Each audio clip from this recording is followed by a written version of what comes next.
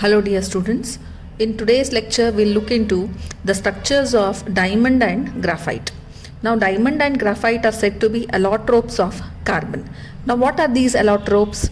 Allotropes are nothing but they are the same elements existing in two or more forms which may differ in arrangement of atoms. Okay, so same element but they are differing in what? They are differing in arrangement of atoms. So such we call them as allotropes. So diamond and graphite are said to be allotropes of carbon. Okay, so diamond, if you consider, this is existing as a colorless solid. Okay, whereas graphite, if you take, it is said to be colored, right? So diamond is said to be hard in nature, whereas graphite is said to be soft. Diamond, if you see, it does not conduct electricity. Okay, diamond doesn't conduct electricity, whereas graphite will conduct electricity. And in case of diamond, each carbon is sp3 hybridized, and each carbon is sp3 hybridized. Here you can see, so if this is the carbon, so each carbon is said to be sp3 hybridized, and each carbon is bonded to 4 other carbon atoms, 1, 2, 3 and 4. So this carbon, if you take 1, 2, 3 and 4, so each carbon is bonded to 4 other carbon atoms with a tetrahedral structure, and all the atoms in the diamond are held together by strong covalent bond which is responsible for its hardness. So diamond is said to be hard because whatever the atoms are there in diamond, they are held together by strong covalent bond which make diamond the hardest substance. Okay, graphite, if you consider, so the atoms in graphite are said to be sp2 hybridized. Okay, so each atom is said to be sp2 hybridized, and it is covalently bonded to 3 atoms. Now if you take this carbon, it is bonded to 3 atoms, 1, 2 and 3. Okay, so each atom is bonded to 3 more atoms to form a 6-membered ring. So you can see hexagonal rings here to form a 6-membered rings. Okay, so this is one layer of 6-membered ring, this is the other layer of 6-membered rings we have. Okay, and each layer of graphite is held to the other layer by weak van der Waals forces. So this is the one layer, this is the other layer of graphite, so they are held together by what force? Weak forces. So weak van der Waals forces, and because of that each layer can slide over the other, and hence graphite is slippery to touch. The softness is because of the weak van der Waals forces between the layers of graphite. Okay, so you can see that graphite is used in pencil. So whatever the pencil lead is there, that is nothing but your graphite. It is also used in the ribbons which are used in computer printers and typewriters. Okay, so there also graphite is used. Now one more question here is, both the diamond and graphite is said to be allotrope of carbon, but one is conducting electricity and the other is not conducting electricity. Graphite conducts electricity, whereas diamond doesn't conduct electricity. So what is the reason why graphite will conduct electricity and diamond will not? Okay, now we all know that electricity is nothing but movement of charge. Charge means what? It may be either movement of electrons or it may be movement of ions. Okay, so electrons as in metals, ions as in NaCl, you can see Na plus and Cl minus. Okay, so electricity is nothing but movement of charge. Charge means what? Either it may be electrons or it may be ions. Okay, so in case of diamond, what happens? All the atoms, they are held together. Okay, they are held in place, they are not moving, they are held in place by strong covalent bonds.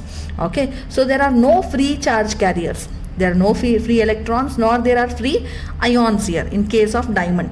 That's the reason it doesn't conduct electricity. But in graphite is conducting electricity because there are delocalized electrons.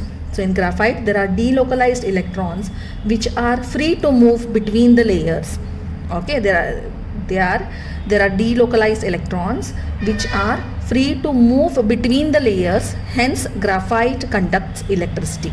So if they ask you why diamond will not conduct whereas graphite conduct electricity, because in graphite there are free electrons, you should write, whereas in case of diamond we don't have any free electrons so that it can conduct electricity. Okay, so this is what is the structure of diamond and graphite. They may ask you write the difference between diamond and graphite. Any two difference you can write here. Okay. Before to start with the actual part of this topic, let us understand few important definitions which we are going to use regularly throughout this topic. Okay. Now we all are aware with the crystalline solids and amorphous solids, right?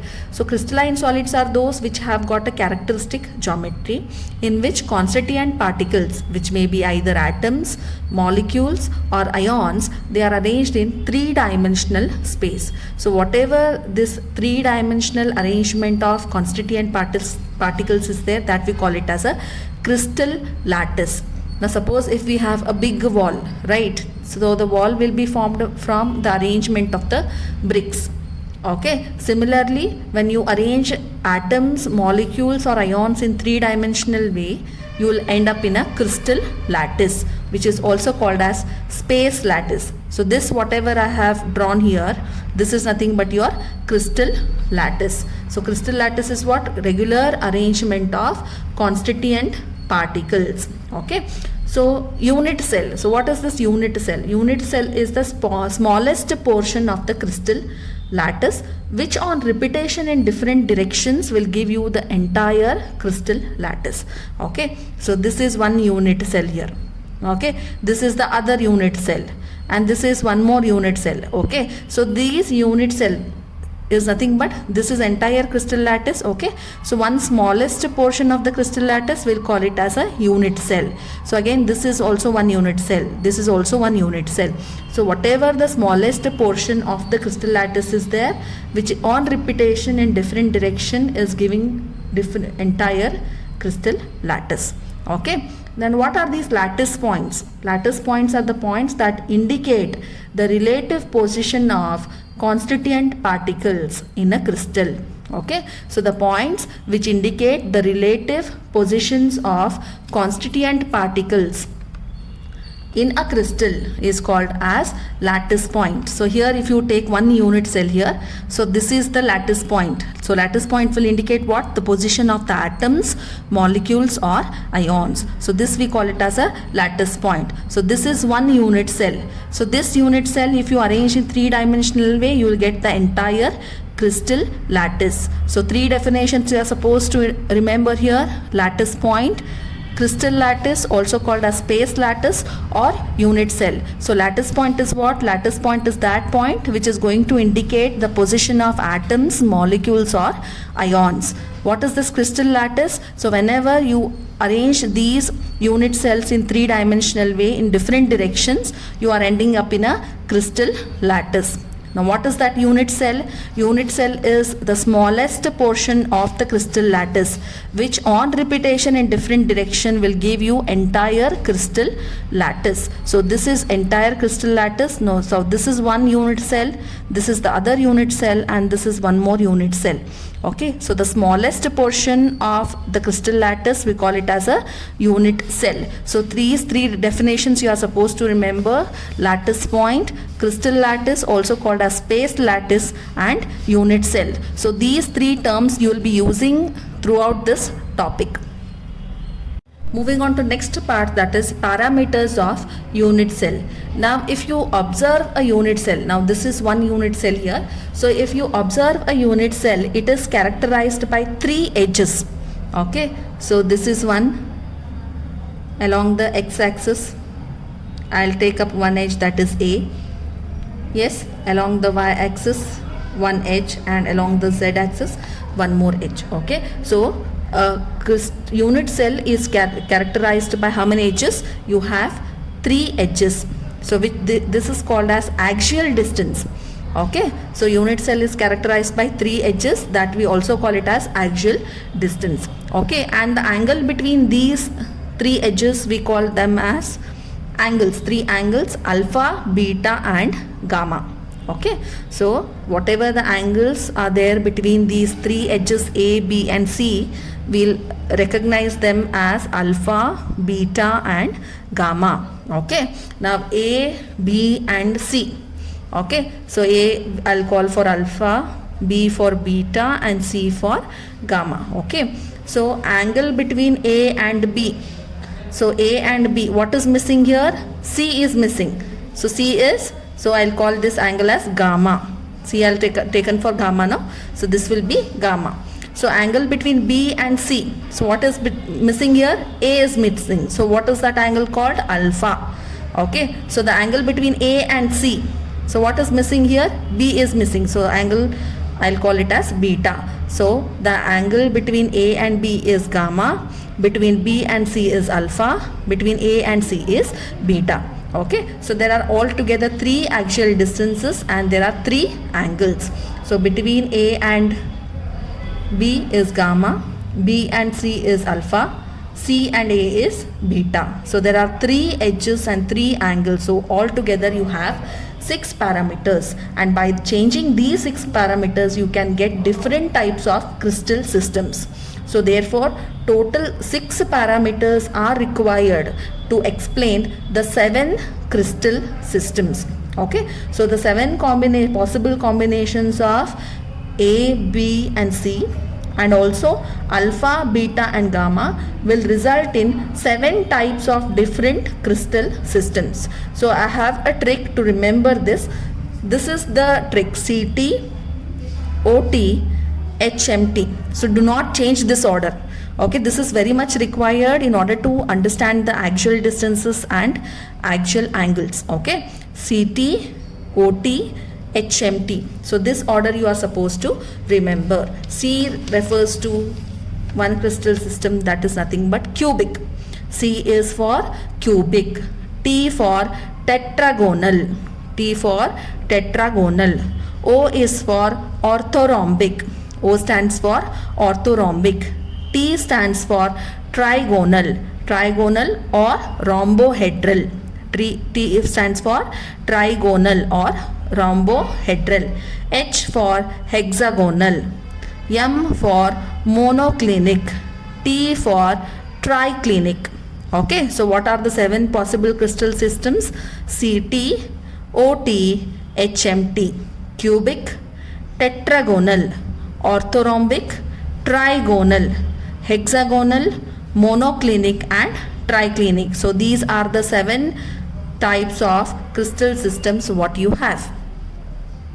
Okay, so I have written here the 7 possible crystal system: C, T, O, T, HMT. Cubic, tetragonal, orthorhombic, trigonal, hexagonal, monoclinic and triclinic. So these are the 7 possible crystal system. Possible variations. So in all the case, primitive is common, you can see. Primitive is common in all the 7 types of crystal system. So what is this primitive? What is this BC, FC, EC? We'll just understand in detail. We'll study, when we study it later, you will get to know. Okay. So primitive is common in all the 7 types of crystal systems here. Okay. Now BC here stands for body center. FC stands for face center. And EC here stands for edge center. BC is for body center, FC for face center, EC for edge center. Okay. So in case of cubic, possible variations are primitive, body center and face center. Now edge length I'll tell you. Edges are which are the 3 edges here? A, B and C. Okay. In case of cubic, all the 3 are same. A is equal to B is equal to C. Okay. For tetragonal also it is same. A, B is equal to C. Okay. So A is equal to B is not equal to C. Okay. In the third case, A is not equal to B is not equal to C. Okay. In cubic, all the 3 edge lengths are same. A is equal to B is equal to C. In case of tetragonal, A is equal to B but B is not equal to C. In orthorhombic, A is not equal to B, B is not equal to C. So these 3 again you repeat it once again. So again for trigonal, A is equal to B is equal to C. For hexagonal, A is equal to B is not equal to C. For monoclinic, A is not equal to B is not equal to C. And for triclinic also again, A is not equal to B is not equal to C. So this you followed. Okay, edge length, how it is to be written. So only I told you, don't change this order, so that this will be easy for you to write. Okay, cubic, CT, OT, HMT, don't change this order. Edge length, A is equal to B is equal to C. A is equal to B is not equal to C. A is not equal to B is not equal to C. Then again same thing 3 times you repeat. A is equal to B is equal to C. A is equal to B is not equal to C. A is not equal to B is not equal to C. Again A is not equal to B is not equal to C. Okay. Now how to write the axial angles here. Okay. So in the first case, in cubic system, alpha is equal to beta is equal to gamma is equal to 90 degree. Okay, alpha is equal to beta is equal to gamma is 90 degree. For first 3 it is same. Again what you will write, alpha is equal to beta is equal to gamma is equal to 90 degree. Again alpha is equal to beta is equal to gamma is equal to 90 degree. So first 3 is same. All the 3 angles are same. Alpha is equal to beta is equal to gamma is equal to how much? 90 degree. So first 3 is same. So again for fourth, alpha is equal to beta, okay, is equal to gamma is not equal to 90 degree, is not equal to 90 degree. Okay, and for triclinic, alpha is not equal to beta is not equal to gamma is not equal to 90 degree. All the 3 angles are not equal to 90 degree here. So alpha is equal to beta is equal to gamma is not equal to 90 degree here. Okay, so here in hexagonal you should remember, alpha is equal to beta is equal to 90 degree, gamma is equal to 120 degree. Okay, so alpha is equal to beta is equal to 90 degree here. So alpha is equal to gamma is equal to 90 degree, beta is not equal to 90 degree.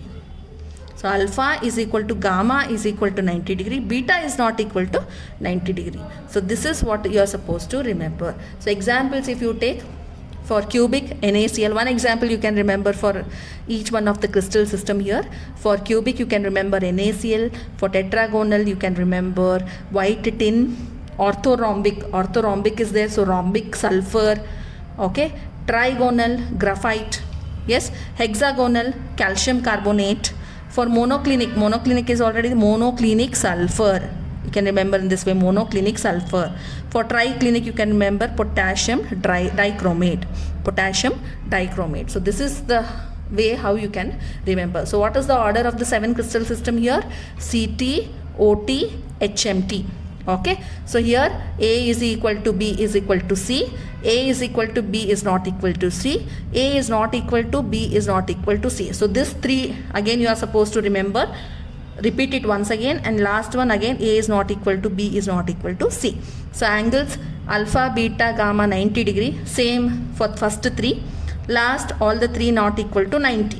So for trigonal, alpha, beta, gamma is not equal to 90 degree. So our hexagonal, alpha is equal to beta is equal to 90 degree, gamma is equal to 120 degree. For monoclinic, alpha is equal to gamma is equal to 90 degree, beta is not equal to 90 degree. So this is how you are supposed to remember this. So one question I will ask you in this now here. Okay, so system in which axial distance and axial angles are equal.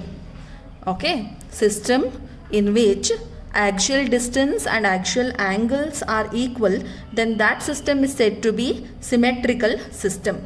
Okay, axial distance and axial angle, that is edge length and axial angle, if they are same, okay, equal, if they are equal, then we call that system as a symmetrical. So which is the symmetrical system out of these?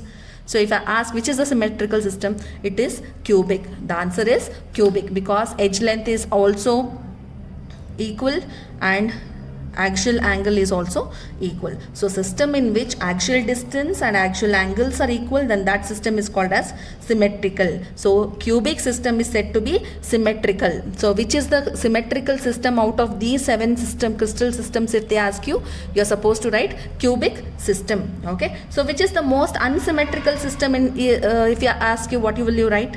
Which is the most unsymmetrical system here?